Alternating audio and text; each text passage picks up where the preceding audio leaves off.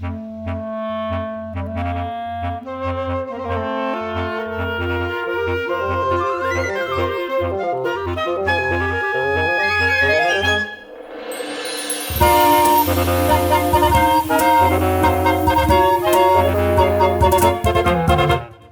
released in 1993, The Legend of Zelda Link's Awakening marks the series' debut in the world of portable gaming on the original Game Boy. 5 years later, Nintendo would go on to re-release it on the Game Boy Color in 1998, then out of the blue another remake in 2019 for the Switch. Even more shockingly, each iteration actually changes more than just making the game look better. The 1998 release not only adds color to the game, but an entire new dungeon based around it. The Switch release completely overhauls the look of the game, giving it a very unique style when compared to other Zelda titles, and has some updated quality of life with how items are handled. For this video, I'll be looking exclusively at the Switch version for two big reasons. Firstly, it's the most relevant version given that it's on current hardware at the time of writing. Not only does this make it easier to acquire, but it's also more than likely the version newcomers will end up looking at. Secondly, even though I never played the original or DX versions, I am well aware that the previously mentioned quality of life changes are a huge upgrade and I did not want to deal with that. I have no experience with any of the portable Zelda games. I couldn't even tell you why, but none of them were ever really on my radar.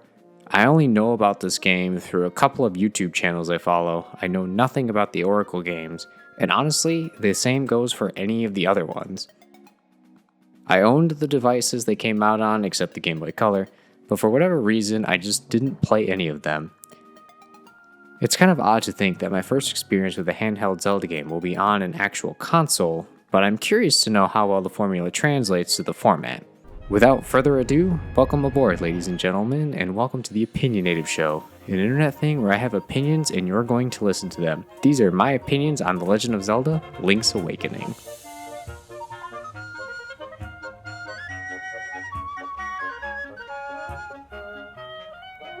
As soon as you launch the game, you're greeted with a very well done scene of Link sailing during a terrible storm. The sea, being the harsh mistress that it is, capsizes the raft and sweeps our hero to the great beyond. Later, Link's found washed ashore on the beaches of Koholint Island by a young girl named Marin, who takes him in her house and heals him right up. Link then wakes up, has his shield returned to him, and gets told that something else washed up along the beach where he was found at. One quick walk later and we have our sword. In a series first, a big ol' owl comes down and begins spouting some wisdom. He informs Link that if he wants to escape the island, he must wake up the windfish that is dormant inside a giant egg on top of the mountain. The owl then points you towards the mysterious forest, thus beginning your adventure proper. Could it be? A Zelda game that doesn't revolve around the same central themes? While I wouldn't have an issue with this, it is a nice change of pace. Since we are no longer in Hyrule, we don't have to worry about things like Ganon or the pesky Triforce pieces. Instead, we just have to worry about monsters. Monsters are running rampant everywhere around the island, and many return from the previous games. You've got Moblins, Choo-Choos, Like-Likes, even Wizrobes are back, and they are more annoying than they've ever been. Unlike in previous games, you can't simply reflect their damage to hurt them, you need to stun them long enough for a bomb to go off or time it properly. For some reason, they don't even move, so as long as you don't stand directly in front of them, they aren't exactly dangerous. Gameplay is more the same, only this is where the remake shines well above the original. Being on the Game Boy, you had as many buttons as you did on the NES. This means you had a grand total of 2 buttons to work with outside of menus and movement. This worked well in the original game because you used one button for your attacks and the other button for items, while blocking was done automatically so long as you were facing the oncoming attack and weren't performing an action. In Link's Awakening, both your buttons are used for items. This includes your shield and your sword. Item switching is a constant within the series and is something you have to deal with, but this seems particularly harsh. The sole reason I think this is even the way it is because of the returning Pegasus boots combined with the new item, the Rock's Feather. I may have jumped the gun a bit, but this did not look like a great time. I'm sure it would have been fine. There has to be a reason this got remade twice after all. But I figured I'd go with a Switch port given it has more buttons to play with and visually looks much more pleasing on the eyes. More buttons isn't the only improvement over the original. Your sword and shield are no longer items you need to equip to use, they are always by your side as they should be. You still have an actual shield button, which is unusual given it's still an isometric Zelda game, but at least you don't have to swap out another item for it. While I'm on the subject, there are 2 items you get in your adventure that have also been improved from the original: the Pegasus Boots and the Power Bracelets. Each are now simply passive power-ups that activate as necessary, and you don't have to equip them every single time. Improved item management doesn't mean much if the actual game doesn't feel good to play though. Luckily, the game plays just like Link to the Past, and it feels good. Mostly, movement is done with the joystick, but there isn't a full 360 degree of movement. It's not a deal breaker, but it would have been nice to not be locked into 8 directional movement. I don't know if this is for some balancing reason and the movement would have just let you break this game in half, but what we've got still works just fine. Like any good Zelda game, you come across dungeons each with a fancy item you get to play around with. Quite a few of them are upgrades this time. Pegasus boots that function identical to Link to the Past, either a red or blue tunic depending on your choice from beating the color dungeon that'll upgrade your strength or defense respectively, 2 bracelets that don't actually upgrade your strength but just let you lift progressively heavier obstacles like the gauntlets, the mirror shield, and the flippers that allow Link to swim. You do have some non-upgraded items still, such as the magic rod, which unlike Link to the Past is much more useful since you don't actually have a magic meter this time. Bombs make a return, as well as the magic powder, which I definitely got more use out of it than in Link to the Past, but still not a great item overall. The ocarina is also back and has 2 whole extra songs. Now, instead of just a warp, it has some utility with puzzles, which is always a plus. Of course, we also have even more staple items such as the hookshot, bow, and boomerang, though you'll only get one of them from a dungeon. In what feels like a weird decision, the bow and boomerang are acquired outside dungeons. The bow is sold at a shop for a whopping 900 rupees. Unlike Hyrule, Koholint Island doesn't seem to be suffering from the same hyperinflation crisis, so getting all these rupees is quite a task, but I don't think it's actually required in this game. I may be misremembering that part. The boomerang is the other item you get that isn't a dungeon reward, and to do it you need to complete this game's trade quest. It's quite lengthy, but you'll come across most of the NPCs along the way. Most will just outright tell you what it is they want, but some are a bit less helpful. At the end of the whole thing, you'll get the boomerang, which has apparently been upgraded from previous games, but much like the bow, I didn't actually use it all that often. Unlike the bow, I can say with 100% certainty it is not required, so if the idea of going through a trade quest with 15 stops doesn't appeal to you, then you're in luck, as only the first 5 or so are actually required. Exclusive to the Switch version are 2 new items, the Seashell Rod and Bottles. The Seashell Rod is very handy for finding seashells as it gives you a little alert when near one. When I was doing my research on version differences, I was very surprised to find that bottles were exclusive to the Switch. Bottles have been around since the first game and are heavily used throughout the series going forward. In this game, they can only hold fairies, which also behave a little differently. They still heal you when used, but they don't revive you when you die. This actually caused one of my game overs, and that is my fault, but can you really blame me for this random change? Instead of fairies, the item that gives you a revive is instead the secret medicine, which can either be bought from Crazy Tracy or found in some dungeons. Naturally, I first encountered this in a dungeon where I must have spammed through the text because when I ended up using it down the road, I had no idea that it was the medicine instead of a fairy. Ultimately, the item spread here leaves a bit to be desired. It's a solid lineup, but considering the fairies have been nerfed and 2 of the best items in Link's arsenal are optional, it feels a bit downgraded from A Link to the Past. Ammo is handled a bit strangely as well. You see, bombs and arrows can drop out of pots. Each drop, however, is 1 additional bomb or 1 additional arrow. Where you'll get most of your refills are from these floating icons. In order to reach them, you need to jump. You do this with the help of the one brand new item, the Rock's Feather. This thing is super cool, allowing Link to jump over small gaps, or slightly larger ones when combined with the Pegasus boots. I may not think we have the best items here, but at least the new item was so useful that it occupied an almost permanent spot on my item buttons. Aesthetics seems to always be a hot topic amongst the Zelda fanbase. The fanbase was divided when Wind Waker was shown to have a more cartoony art style, and this game did just that, but to a lesser extent. Instead of going with a simple HD 2D sprite art style, they decided to go with this chibi toy box style. Everything is bright, colorful and looks like a Fisher-Price playset. While it hard clashes with the anime opening, this game looks great. It stands out amongst the other Zelda games and is immediately recognizable. While I don't dislike the grittier looks of the other games, I'm not of the mindset that they all need to look as such. It's not like the game can't convey a serious tone despite its toy box look. What isn't a point of contention, that I could find at least, is the soundtrack. While I don't think it's the strongest in the series, the music in this game is still top-notch. Despite no longer being in Hyrule, the main theme is still a rendition of it, but now it's very soft and much more soothing.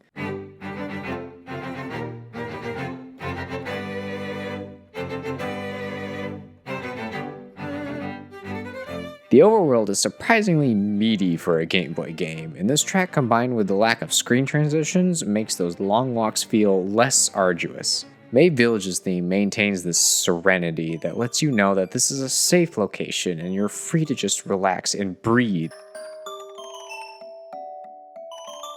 Until you enter the trendy game, then you need to be ready to deal with a crane game that resembles the real deal a little too closely.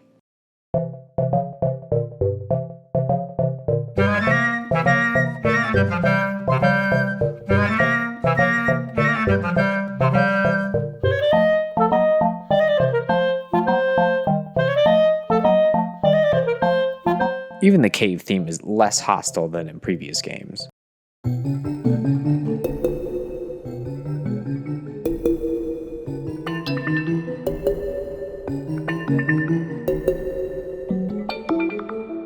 The music isn't all sunshine and rainbows, of course. Some of it is just downright weird. One you'll probably hear often is the phone room theme. Located throughout Koholint are these trees with a singular phone in them. The man on the other side of the phone gives you hints about what to do next should you get lost. These hints are great because they will point you in the right direction, but don't give you a play-by-play, so you'll still need to figure some things out for yourself once you get there. The other strange theme is the animal village. You'll come across this place in your journey, and it is a village occupied entirely by sentient animals. I don't know what the original theme sounds like, but they decided to use cat and dog noises in the soundtrack, and it's as strange as the village itself. Then there's the dungeon themes. Again, I'm unfamiliar with the original or DX version soundtracks, assuming they're any different, but we finally have a theme for each dungeon, and they range from ambient to downright mystifying. I especially like Dungeons 3.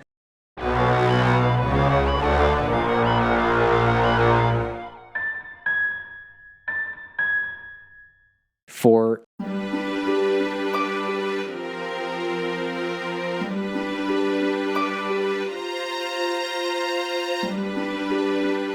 8.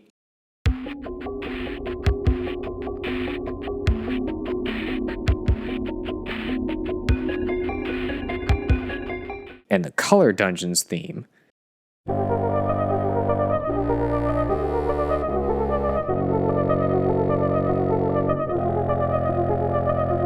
Three, 4, and 8 just being some of the best themes in the game, and the Color Dungeon theme is a rendition of the original dungeon theme back from Zelda 1, but it sounds like it's being sung by a frog that belongs in Banjo-Kazooie. Speaking of dungeons, there are 9 in total, not counting the final dungeon, because that's just this game's equivalent of the Lost Woods. We have Tail Cave, Bottle Grotto, Key Cavern, Angler's Tunnel, Catfish's Maw, Face Shrine, Eagle's Tower, Turtle Rock, and the Color Dungeon, exclusive to this and DX variant due to the usage of color technology. I'll be frank, I'm a bit mixed on these dungeons. Whether they really were or not, these dungeons felt shorter than in the previous game. In fact, instead of building upon and furthering the foundation of Link to the Past, it seems like these dungeons decided to return to their roots and refine the original game's formula. That's just a fancy way of saying Link's Awakening's dungeons layout is more akin to the first game than the previous, but let me explain why. Functionally, Zelda 1 and Link to the Past's dungeons are the same. You go in, unlock some doors, find a key item, and beat the boss. The layout and visual design couldn't be further from each other. I know it's largely due to technical designs, but comparing the two, Zelda 1 has very flat, mundane looking dungeons. The rooms are nothing special, and most of the puzzles are defeat the enemies and push a block to open a staircase. Usually, this would just take you from one side to the other, but sometimes you get this neat side-scroller sections. Ultimately, aside from length and choice in enemies, all these dungeons feel the same. Link to the Past dungeons, on the other hand, have striking differences from one another that make them stand out. Apples to oranges, I know.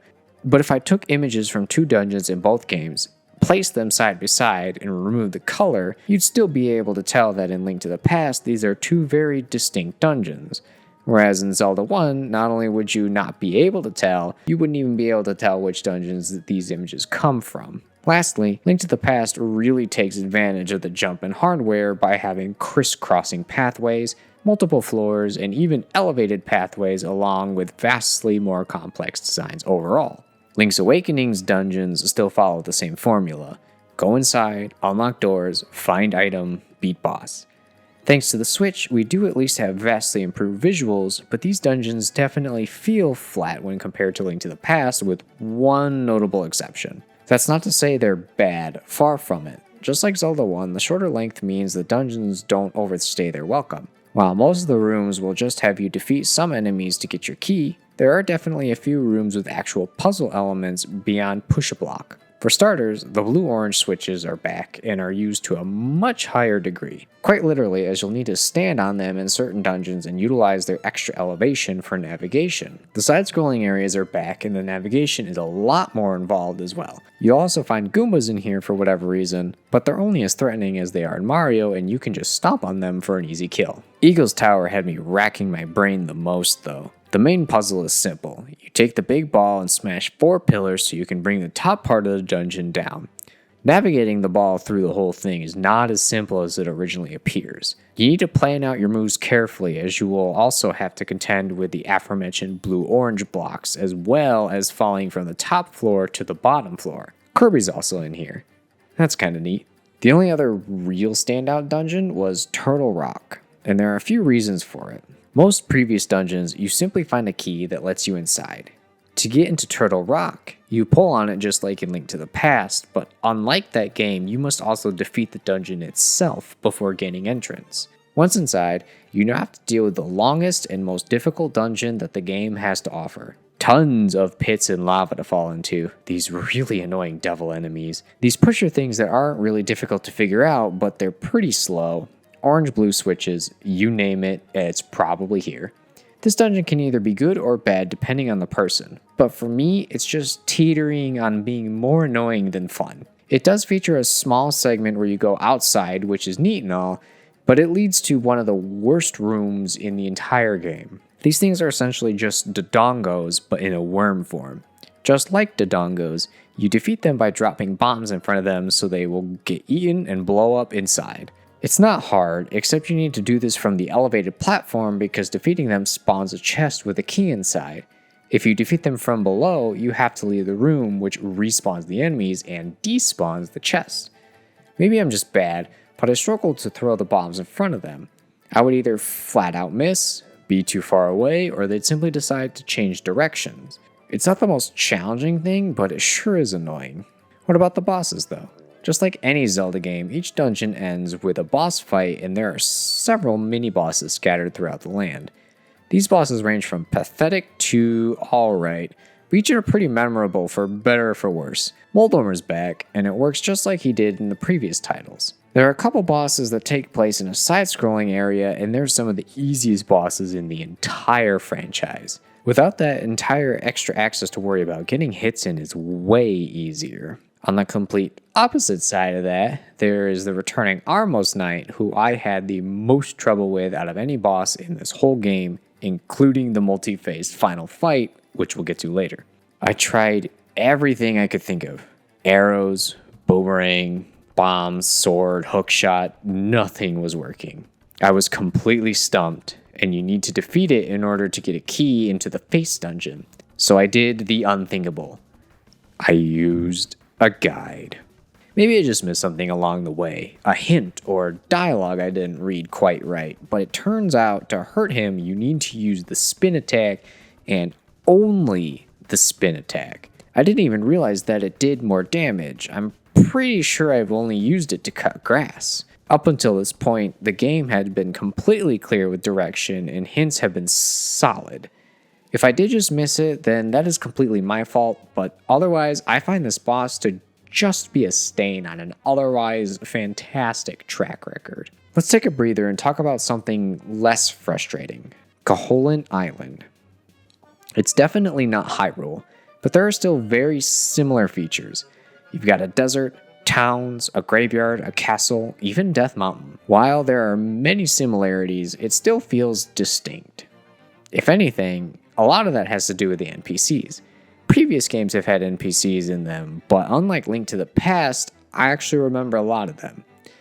Maybe not by name, but at least I can picture them in my mind. You got the kids passing a ball around, the wise owl, Marin, Terran, the croc that kind of looks like a cross between Totodile and Fuecoco, this house with chain chomps for pets, the entirety of Animal Village, and who could forget the man behind the phone? He kind of reminds me a bit of Santa from Rudolph the Red-Nosed Reindeer. The actual landscape itself feels pretty different from Hyrule as well. It feels much more angular, which I'm assuming has more to do with its Game Boy roots than anything. The world is also much more compact, which makes it feel less daunting traveling from side to side, which is great because Link saunters everywhere he goes. Even the Pegasus boots don't give him much of a speed boost, so this pace is what you'll be dealing with. To help even further, there are warp points that you'll discover along the way. They're just like traveling with the bird, except you don't need the ocarina in order to use them. Just step on one and away you go. Later on, you will get a song that lets you use the warps anywhere, which is neat. Again, it feels much more akin to Zelda 1 than Link to the Past. Finally, I want to talk about the endgame and the rest of the story. It's hard to imagine that anyone seeing this doesn't know the story here, but I didn't, so who knows. If you don't want to have anything spoiled, I suggest you skip ahead to the conclusion. While you're out and about trying to find a way off the island, you'll come across the Wise Owl several times as he offers you guidance on the journey ahead. Our goal is to collect all 8 instruments and awaken the Windfish, for that is our only hope of escaping. To do so, Link must travel Koholint and defeat the 8 bosses guarding them. The first few don't really have much to say, mostly just taunting Link. One of them is also a fish.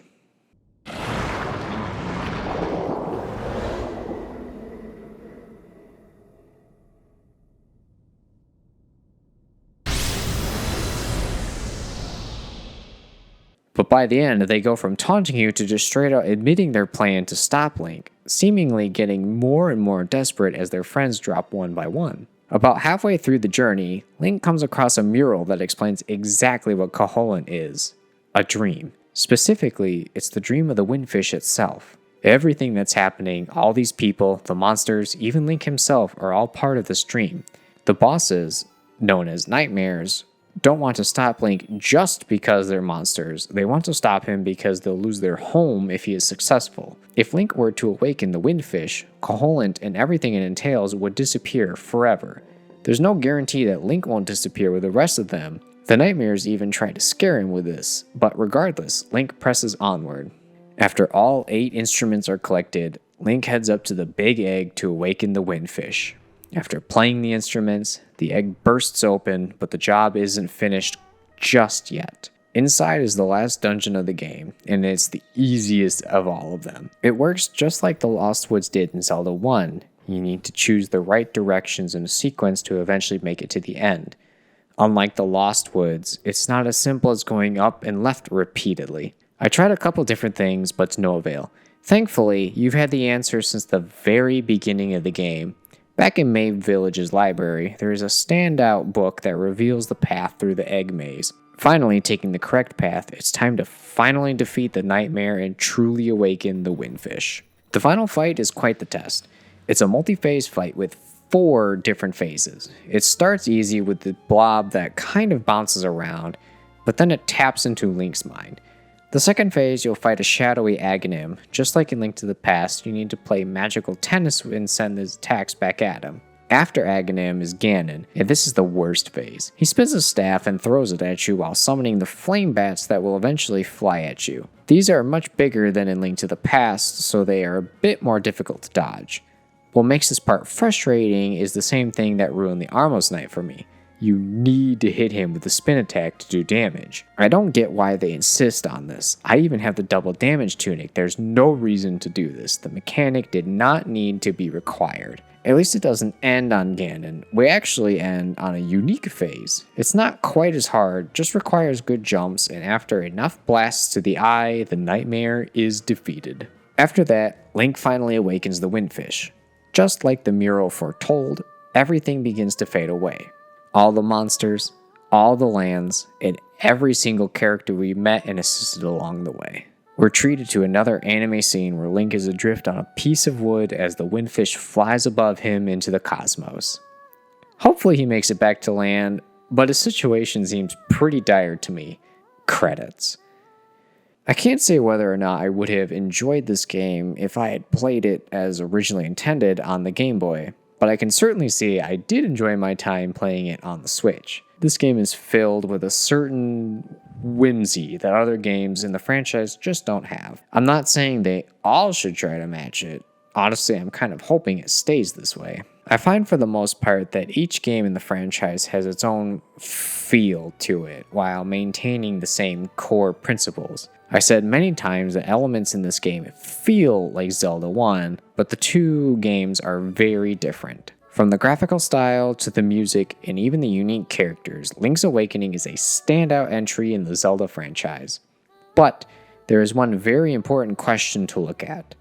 Does it make for a good starting point for a newcomer? While I had a blast with it, I think the answer to that is yes, but with an asterisk on that. If someone were to start their Zelda adventures with Link's Awakening, they should absolutely avoid the Game Boy version. I'm not just saying it's bad, but with the limited number of buttons and how item management is handled, it could set the wrong expectations going forward. The Switch version is the way to go with its vastly superior choice in how they handled the items and is much closer to what you can expect from any other game in the series. Zelda 1 had just as many buttons to work with as the Game Boy does and still handled passive upgrades better. If you haven't played this game yet, give it a shot. If you already played it, play it again. If you tried the original version out and decided it wasn't for you, I'd strongly recommend giving this remake a whirl. With that said, thank you for watching. These have been my opinions on Legend of Zelda: Link's Awakening, and I hope you have a fantastic rest of your day.